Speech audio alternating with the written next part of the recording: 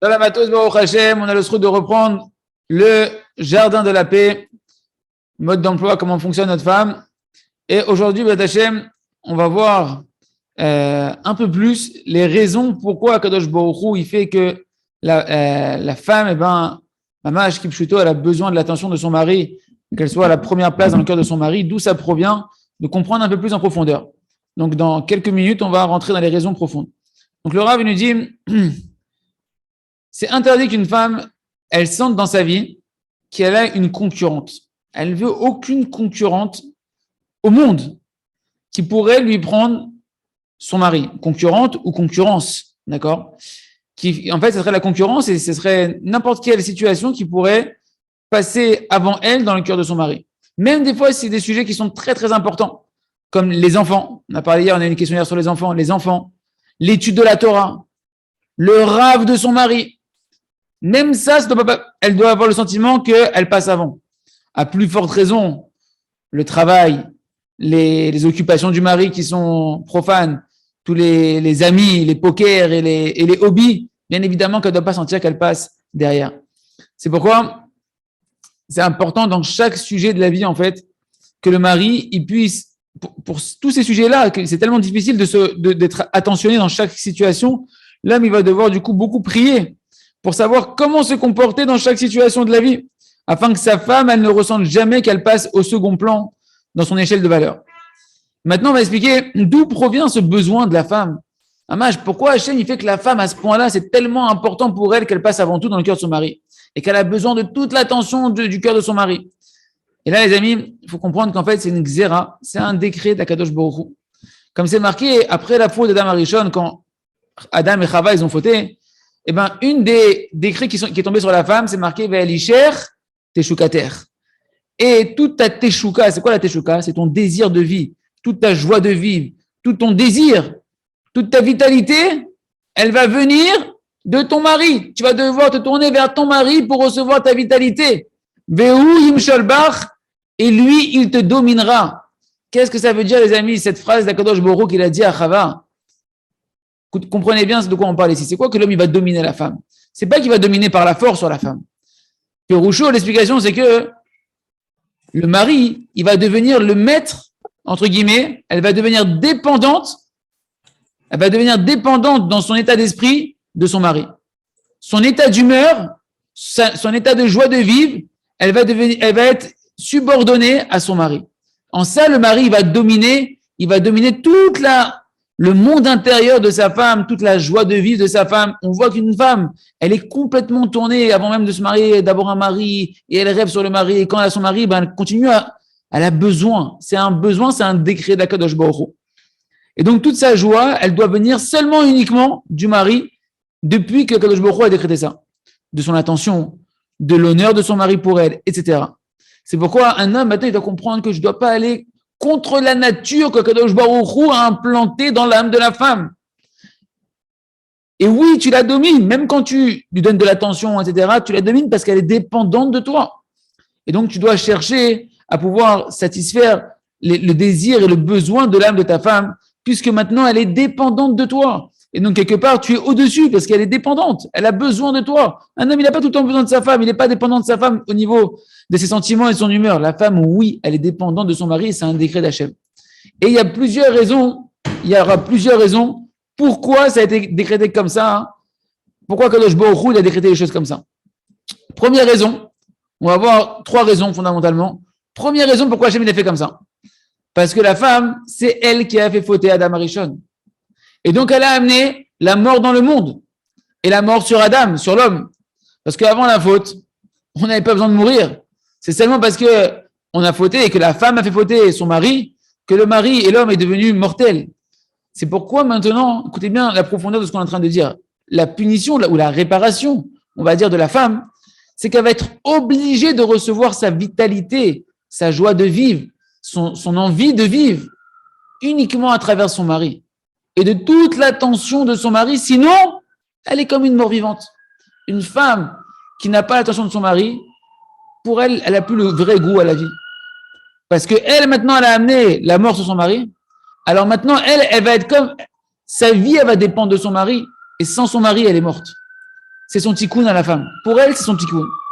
Et ça, c'est une chose qu'on voit clairement, que la femme, elle peut avoir tout le bonheur du monde. Elle peut avoir l'argent, des bijoux, des pierres précieuses. Elle peut avoir une réussite, même dans sa carrière. Elle peut être une dentiste, elle peut être ce que tu veux. Elle peut avoir une vie sociale avec des amis, très bien, au rang social de vie, etc. Recevoir du kavod, des honneurs de tout le monde, etc., etc. Si elle n'a pas l'attention et l'honneur de son mari, elle n'a aucune joie et aucune satisfaction profonde de toute la réussite qui est autour d'elle. Et donc, elle n'a plus le goût à la vie du tout. Et c'est ça la raison qu'on a amené, que Akadosh Baruch Hu a décrété que toute sa vitalité à la femme et sa joie de vivre, elles doivent maintenant venir de son mari. C'est sa réparation, de l'amour de son mari, de l'attention de son mari, de l'honneur de son mari, etc. Donc, de comprendre que c'est un décret d'Akadosh Baruch Hu, c'est une réparation pour la femme. Ça, c'est une première raison. Deuxième raison, si c'est pas clair, n'hésitez pas à poser des questions. Deuxième raison, c'est quoi? Là, on a vu la réparation de la femme. Maintenant, on va voir que c'est également la réparation du mari. Zetikuno shel Abbaal. C'est la réparation du mari par rapport à sa propre faute qu'il a fait à l'époque de Adam Arishon. Que maintenant que toi, à l'époque, tu as fauté dans la faute d'Adam Arishon. C'était quoi la faute d'Adam Arishon? C'était la faute de l'orgueil. Que le serpent, il aura rentré le désir, vitem kelokim. Vous allez devenir comme Dieu si vous mangez de ce fruit-là, de la connaissance du bien et du mal. Eh ben, tu as eu de l'orgueil, tu as fauté par orgueil pour devenir comme Hachem. Eh ben, toi, maintenant, tu vas devoir casser ton orgueil. Tu vas devoir contracter, te réduire toi-même, de devoir te limiter toi-même et annuler ton orgueil et ton égoïsme devant ta femme. Toute la volonté que l'homme il a de se concentrer sur lui-même, de se développer personnellement, de vouloir réussir soi-même. On parle en tant qu'individu tout seul déconnecté de sa femme. Cette racine-là, elle provient de la faute d'Adam Arishon, qu'on a eu le sentiment de vouloir devenir comme Hachem. Tu veux te développer, devenir comme Akadosh Baruch Hu, indépendant, pouvoir créer des choses, diriger, etc. Et quand maintenant tu vas devoir mettre ta femme avant tout, avant toi-même, avant tes ambitions personnelles, que tu vas devoir considérer ta femme, la ressentir, sentir ses sentiments à elle, la comprendre à elle, devoir à renoncer à ce que tu voudrais faire des fois pour elle, lui donner de l'amour à elle, de l'attention, l'honorer véritablement. En ça, en réalité, les amis, on ne se rend pas compte. Mais on est en train de réparer la faute de Adam Arishon qu'on a fait dans Adam Arishon, qui est la faute de l'orgueil. Tout ce qu'on est en train d'apprendre ici, c'est qu'à travers le mariage, le mari doit réparer son orgueil. Il doit acquérir l'humilité. Et ça, par le fait qu'un homme maintenant, il va devoir maintenant annuler sa volonté à sa femme, devant la volonté de sa femme, eh ben, il va réparer le défaut de l'hérésie du principe de ma force et la puissance de mon bras m'a valu cette réussite. Parce que on te demande ici de plus agir avec ta propre force à toi pour soumettre ta femme, pour faire entendre ta voix. Non, tu dois avoir foi ici. Tu vas casser toute cette hérésie qui est rentrée dans Adam Arishon, d'avoir foi que ici l'empêchement que tu as des fois dans une situation de la vie avec ta femme, eh ben, c'est Hachem qui t'empêche, c'est pas ta femme qui t'empêche. C'est pas ta femme, c'est une providence d'Akadosh Baruch Hu. Et tu vas pas essayer maintenant de solutionner ton problème par tes propres forces, comme tu aurais l'habitude de faire dans ta vie en général, avec des disputes, avec de la puissance, en essayant de prendre le dessus, etc. Que ça, c'est quelque chose qui va faire que endommager l'entente conjugale. Mais non, tu vas ici être obligé de devoir te renforcer seulement dans la prière, dans la teshuva, dans le fait de te soumettre pas devant ta femme, mais devant Hachem qui s'habille à travers ta femme, et de te renforcer dans des bonnes volontés, de changer tes traits de caractère, comme on l'a expliqué, etc. Et donc ici, tu es en train de réparer tout l'hérésie qui est rentrée depuis la faute d'Adam Arishon, de Kohai Votsem, il a dit que c'est ma puissance qui me vaut ma victoire. Le fait que tu ne cherches pas par la force à donner raison à ce que tu veux auprès de ta femme, et que au contraire, tu vas l'obtenir par la tshuvah, par la imuna, que c'est Hachem qui te parle, par le fait de te remettre en question, etc. Et par la prière, tu es en train de réparer cette hérésie qu'on vient de voir. Et autre raison, dernière raison, Hachem, il dit le Rav, parce que du fait que l'homme, en quoi c'est une réparation pour l'homme? Comme l'homme, Adam Arishon, par sa volonté, son libre arbitre qu'il avait à l'époque, il a choisi d'écouter la voix de sa femme alors qu'Hachem lui avait interdit et que c'était interdit pour lui d'écouter la voix de sa femme, eh bien, mesure pour mesure, maintenant, pour réparer ça, tu vas être obligé d'écouter la voix de ta femme parce qu'Hachem, il te le demande, même quand c'est contraire à ta volonté, est-ce que tu aurais voulu faire dans ta liberté de choix. Et en ça, tu vas réparer le fait que tu avais écouté ta femme alors que Hachem t'avait dit de ne pas l'écouter. Donc, vous voyez ici, les amis, on a vu quelques petites raisons profondes, en plus du fait que la femme, c'est le miroir de l'homme, qu'elle est là pour réparer son mari, etc. Des raisons profondes qui se cachent derrière ces principes qu'on est en train de voir du Shlom Bayit et qu'il ne s'agit pas simplement de conseils psychologiques, mais qu'il s'agit vraiment de tikkun, du tikkun de la neshama de chacun d'entre nous. On avance encore un petit peu, on s'arrêtera là pour aujourd'hui.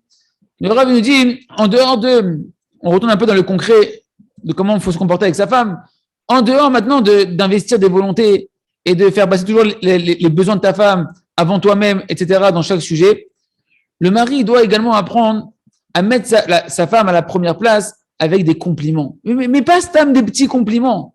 Des compliments, mamache, qui la mettent vraiment tout en haut, mamache, en haut de toutes les limites. Par exemple, que ce soit dans tous les domaines, que ce soit dans le domaine de la beauté, de lui dire qu'elle est la plus belle au monde, au niveau de la cuisine, qu'il n'y a personne qui a un cordon bleu comme elle, qu'elle est la meilleure, etc., qu'elle est la plus intelligente, la meilleure femme qui existe, la plus attentionnée. Et on apprend ça, Mehmet, de Adam Arishon, dans le Zohar HaKadosh. Dans le Zohar HaKadosh, Rabbi Shimon Bar Yochai, il nous ramène qu'Adam Arishon, il a loué sa femme, Chava Imenu, qu'elle était la plus belle des femmes.